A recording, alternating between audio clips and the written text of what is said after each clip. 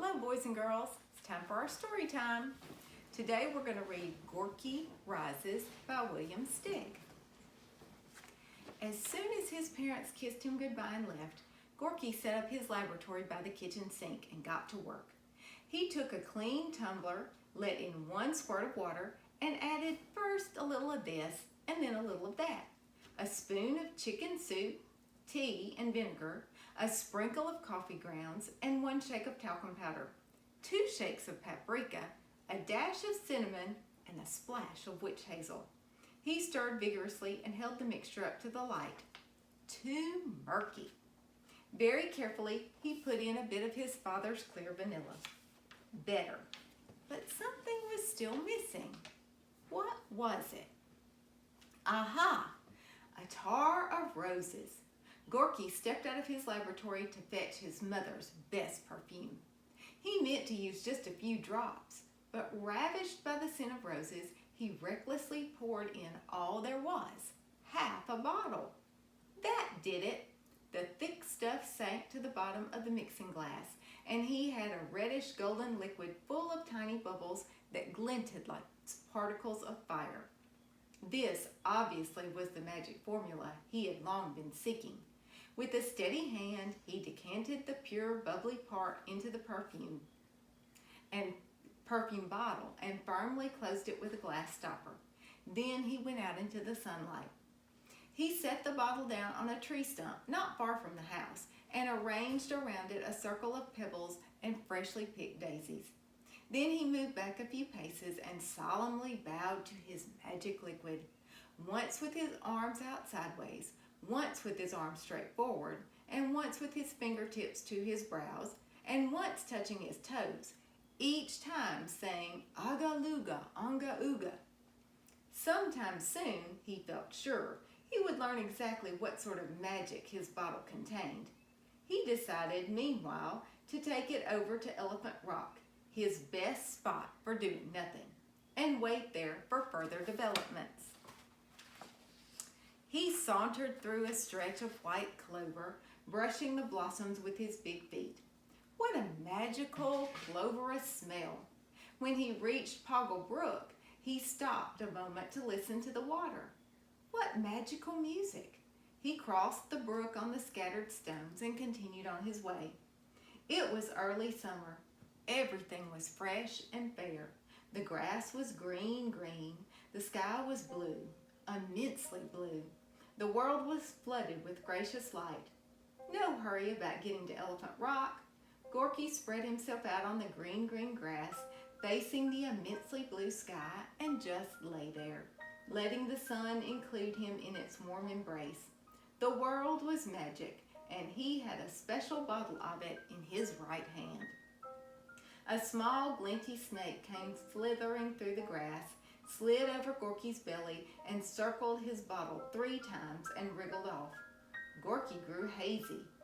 He saw the clouds above as clean white clothes hung out to dry, and then he was asleep. The wide open sky outside him was bright with brilliant sun, but the sky inside him shimmered with stars. Whatever had kept him fastened to the earth let go of its hold, and Gorky's slumbering body rose in the air like a bubble rising in water and moved off in an easterly direction. He woke up surrounded with sky, but he was unafraid.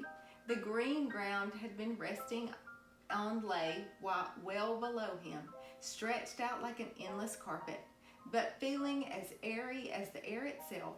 He knew he would not fall. It was clear now that he had indeed concocted a magic fluid. He could feel the brilliant bubbles flow into his arms from the bottle he held in his hand. He was sailing through the air, very curious as to where he was heading, when a gruesome dragon and a monstrous butterfly came lunging and swiping at him. He almost croaked from fear, but these scary animals turned out to be kites. Holding their strings down below were a couple of puppies. Gorky could see that he'd made quite an impression on them. They were prancing about like crazy, yapping and pointing his way. He waved to them once as he curved over some trees and out of their sight. He was attracting more and more attention. Astonished, bewildered, and bedazzled eyes turned skyward as Gorky went soaring over the countryside, weaving through the air on a wavy course, sometimes higher, sometimes lower, sometimes this way, sometimes that. Farmers stopped their haying and stared up. A pig in a rowboat dropped his fishing rod and stared up. An artist stopped painting and stared up. A bunny's swing halted in mid-air to give her time to stare up. A fox dropped a goose he had just caught and stared up. The goose ran off, but had to stop and stare up too. As Gorky passed over Pruneville, they were craning their necks out of their windows, running out of stores and houses, staring up from the streets. An old sea captain dug out his spyglass and fixed it on the mysterious creature sailing through the summer sky. What the doodad was keeping him up there? A house painter on a ladder, his brush dripping yellow, stopped his smearing to stare into the blue. While the whole world was watching, how could Gorky just do nothing? He stuck his thumbs up in his armpits and crossed his eyes. He wiggled his hips. He clicked his heels together and twiddled his toes. Two rabbit aeronauts swinging along in their balloon were electrified from ears to scuts at the sight of the young frog floating by, up and down. Leaving the rabbits flabbergasted, Gorky went swooping on a graceful downswing right over his cousin Gogol's lawn, and now he felt very like showing off. His cousin was on the grass with his toys when Gorky came rolling by, turning in the air like a wheel on its axle. His cousin was goggle-eyed. He tore off after his cousin, yelling, "Gorky, Gorky, what's up?" "I am," Gorky yelled, and that's all he had time to say before he whisked up into the sky again. Zooming along in the upper reaches of the atmosphere, he remembered Goggles' look of stupid wonder and couldn't stop laughing. It was some time before he sobered up and noticed he was under a canopy of swarthy clouds that spread their gloom on the earth below. The peaceful blue sky had been left far behind. Now, in sudden rage, a storm went wild around him. Lightning scattered the sky, thunder banged and bellowed, hailstones battered his body. He was tossing about by gusts of wind so strong they almost ripped his pants off. It was no frolic, and it went on until the hail gave way to great slapping raindrops as large as acorns. What a relief when he finally found himself in the blue sky again. He had been lifted high above the storm. Faint lightning was visible in the clouds below, and he could hear dim thunder. The storm was roving on, but he was barely drifting now.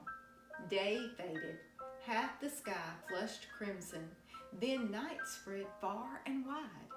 The lights of the town came on beneath him, and Gorky realized he was no longer moving at all, but was suspended in the heavens like a coat on a hanger.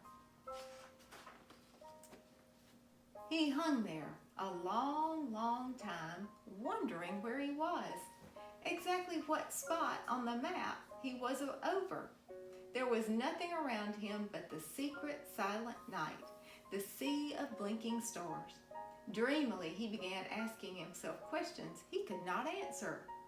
Did anyone know where he was? Did God, for example, know? Did his parents? He wished he were home with them now, asleep in his feather bed. He was tired. How could he get back down there, where he belonged? Could he ever get back? It was the magic liquid that kept him aloft. What if he let it go? He would plummet straight to the ground, wouldn't he? He held the bottle tighter. He had to stay awake, or he'd die with a shocking crash. Morning was on its way, the sky beginning to lighten, when Gorky had an idea that shook him wide awake. What if he dripped out the liquid one drop at a time? Would the magic lose its grip little by little? He decided to find out. He removed the stopper from the bottle and released one single drop. And he fell. Zazoom! Then he suddenly stopped. Again, the same thing happened. Another drop from the bottle, another drop toward the earth. On the third try, he let out a few drops and took such a steep plunge, he thought it might be goodbye, Gorky. It was just one at a time after that. As the sun was coming up, Gorky gratefully was going down. Drip and a drop, drip and a drop. Soon he was quite close to the dear solid ground. How good it looked. Was it part of the magic that he was directly over Elephant Rock? It had to be. 2 more drops, and one day late, he was sitting firmly on the rock itself. He'd just have enough liquid to reach the earth. Now, there was one more drop. As he tilted the bottle, it made its appearance, waited on the lip a moment, and let itself fall on Elephant Rock. And most remarkable thing happened. In fact, a miracle. Elephant Rock began to quiver and bestir itself. A large fan-like ear spread out on each side. A trunk curled upward and trumpeted, and Gorky was astride a warm, live elephant that proceeded to walk away from the spot where it had been resting for the last 10 million years. It set out for Gorky's house, shuffling through the dewy grass. Imagine the effect on Cousin Goggle and when Gorky turned up again, this time on an elephant, after flying past without wings the day before. Gorky's parents had been out all night searching for him. By now they were so worried that they were ready to just end their misery. They were scouring the terrain in the neighborhood of home, peering behind every bush, stone, and tree, and into every hole and crevice, no matter how tiny. When they saw a tremendous elephant lumbering toward them with their son on its back, and were sure they were seeing things, they tore over crying, "Gorky, darling, dear Gorky, where on earth have you been?" "I haven't been on earth," said Gorky.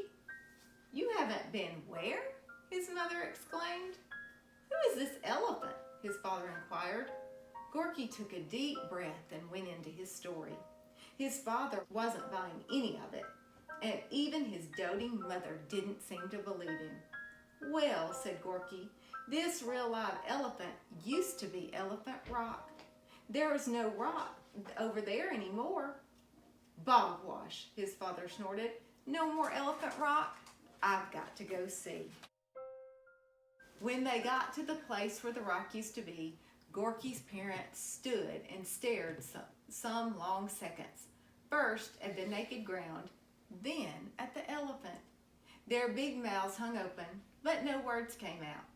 At last, Gorky's father said, "Well, son, you must be tired after all that flying. Let's go home and get some sleep." The end.